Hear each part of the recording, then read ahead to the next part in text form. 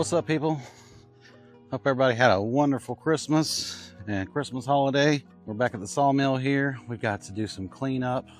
This is something I started the other day. I was going to clean up all the sawdust. I removed the sawmill from this area.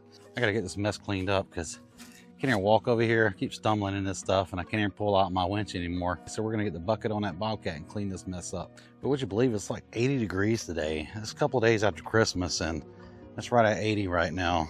And it's insane. This is like summer winter. We have almost a Key West weather going on, but I'm fine with it. I wish I'd dressed a little lighter, but it's still okay. It feels good. It's nice weather. I don't mind it at all. As long as the mosquitoes don't come out and start eating us, we'll be all right. I got me a little mountain started over there. I got somebody that's supposed to come pick that stuff up and using their horse barns, or horse stables. Actually, one of the guys I'm cutting board and battens for. I gotta get this cleaned up so I can get back to my normal work. I've got to finish out some boards and some lumber. I don't have many trees left for pine. We're getting a little slim there on the pine trees. But we got what we got, and I'm gonna make sure I cut that stuff up and get what I can out of it. While I do some work today, I want to talk to you about the lumber industry, especially here in Georgia. I don't know how it is in other states right now. We've actually had here in Georgia, I know 4 or 5 big commercial mills closed down. When you have a closure like that, or 4 closures like that, there's a lot of employees and a lot of people out of work and a lot of industry shutting down that hovers around the logging industry out here. You're talking about billions of dollars a year. You know, it's a huge ripple across the whole entire industry that shuts people down, shuts down small businesses that operate and work around that industry. So it kind of sucks. I hate it for these guys and their families. They're in these logging businesses and in the timber industry that's, gotten affected by this. But I have a prediction. There's going to be a big demand for personalized lumber. It's the smaller industry, the guys with little sawmills like the one I have. So if you have a small sawmill, or if you're thinking about getting into small sawmilling, I think right now is a big opportunity to make some money in this.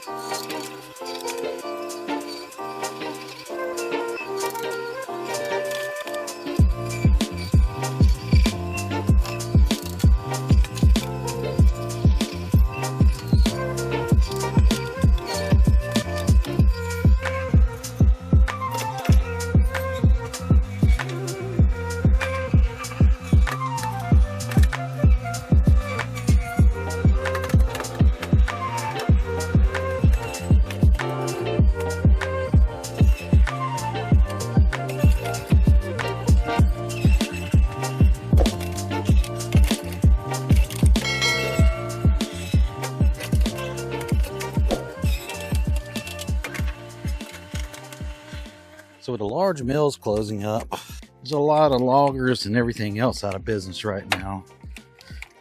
You also got to look at it as an opportunity, because that also means is there's more logs for the small sawyer.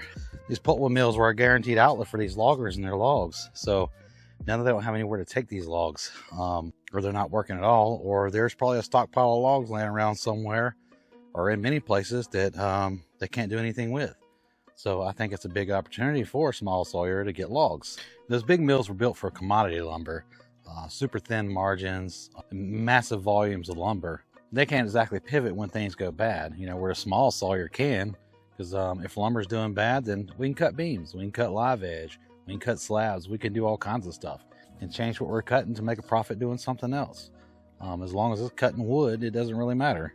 And I think the local demand is growing quietly in the background and people don't even know it. The lumber industry itself is not dying. It's the middle that's collapsing. And when the middle collapses, large corporations pull out. And guess who fills the gap? People like me and you. The small sawyer, the small sawmill, because we're not affected by it.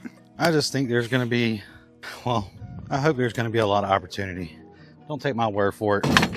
Do your own research. But I feel like it's going to be, no matter what, it's going to be a good market for small sawyers.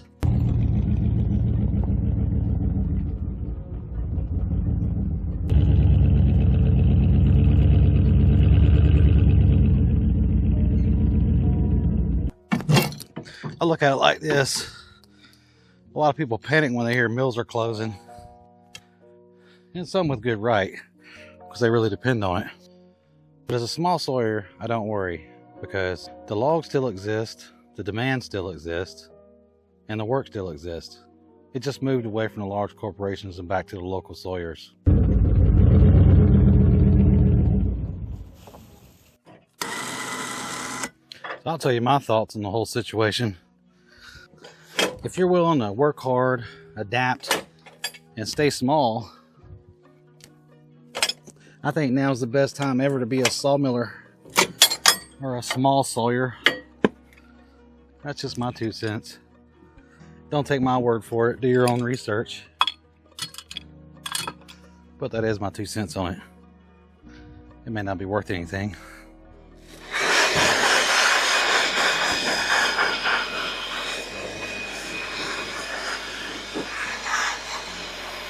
Now, one of the reasons I cleaned the sawmill up and cleaned up this sawdust area here is I had a viewer named Eric ask me about this winch. He has a sawmill and he's wanting to add us some kind of winch to roll his logs with, and kind of wanted a detailed description of how this thing was made.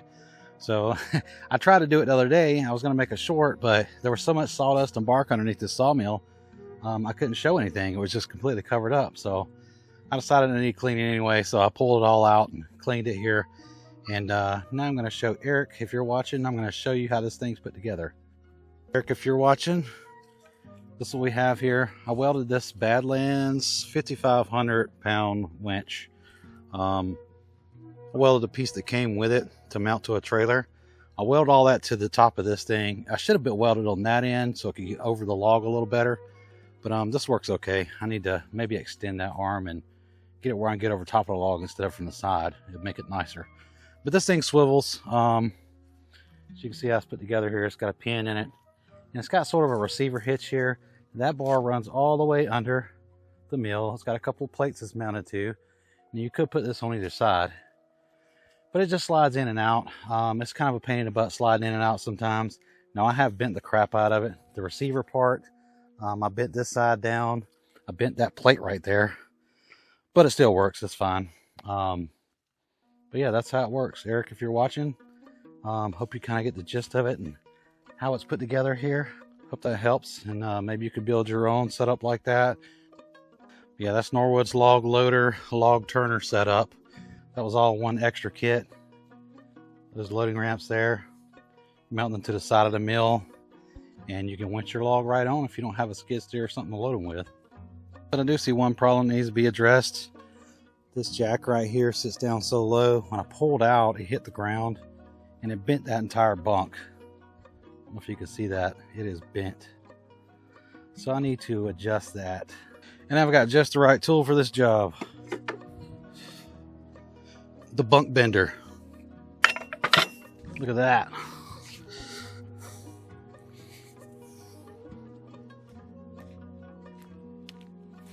All straight. Right tool for the right job.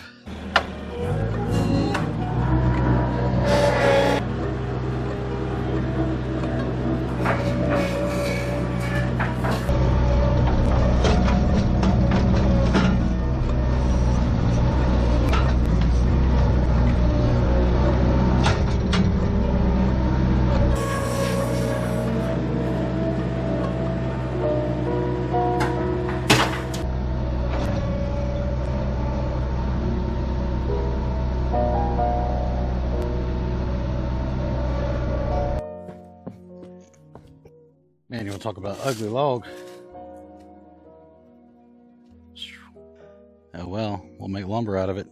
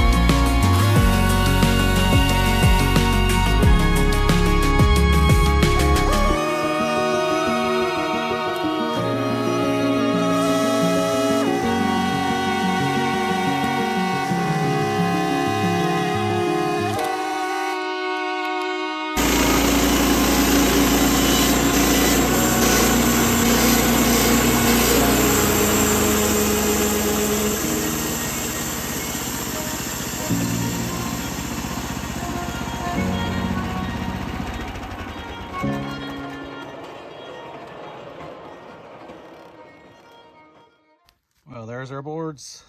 I think we have 16 1x10s, 15 or 16. I'll have to count them. But check this out. Look at this sawdust.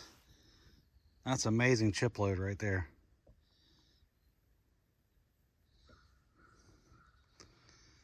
See how most blades I've had is like super fine dust. It's because it's creating so much friction and not cutting as good. But with these Cook super sharp blades, it's like wood chips. They're like small wood chips. That's how you can tell how good your blade's cutting, by a chip load.